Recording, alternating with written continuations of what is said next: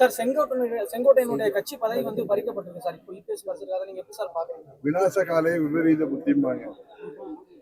கரெக்டா? அதுதான் ஒரே ஒரு செங்கோட்டையன் ஒரு மூத்த தலைவர். 72 புரட்சித் தலைவருக்கு இயக்கம் கண்ட காலத்திலிருந்து கிளைச் செயலராக இருந்து வந்தவர். 77 தொடர்ந்து சட்டமன்ற உறுப்பினராக புரட்சித் தலைவர் காலத்துல மாவட்ட கழக செயலராக இருந்தவர். 87 புரட்சித் தலைவர் மறைவுக்கு பிறகு அம்மா அவர்கள் தலைமையேற்ற ஜே அணியில அப்பொழுது அமைச்சராக இருந்த அண்ணன் முத்துசாமி அவர்கள் கூட அந்த மாவட்டத்தில் 11 எம்எல்ஏக்கள்ல 4 பேர் தான் போனாங்க. இவர் கூட 7 பேர் இவரை சேர்த்து அம்மா அணிக்கு வந்து அன்றையிலிருந்து அம்மாவின் தொண்டராக இருந்தவர். எத்தனையோ ஏற்றத்தாழ்வுகளுக்கு பிறகும் அந்த காலகட்டங்களில் எல்லாம் விசுவாசத்தோடு அம்மாவின் தொண்டராக பணியாற்றியவர். அப்படி சிறந்த ஒரு மூத்த நிர்வாகி.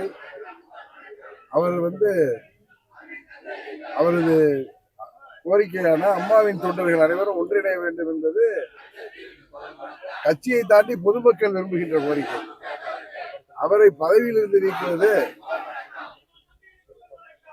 என்ன சொல்வது? அதான் நான் சொன்னேன், கெடுவான் கேடு நினைப்பான் விநாச காலை விபரீத புத்தி என்பார்களே, அது போல ஒரு செயல் நடத்திருக்கிறார்கள். அது அவருக்கு பின்னடைவு அல்ல, அதை செய்தவர்களுக்கு தான் பின்னடைவு என்பதை காலம் உணர்த்தும். ட்ரெண்ட ஃப்ரெண்ட் ஆக்கிக்கோங்க. தந்தி டிவியின் சப்ஸ்கிரைபர்ஸ் அண்ட் ஃபாலோவர்ஸ் குடும்பத்துல நீங்களும் இணையுங்க.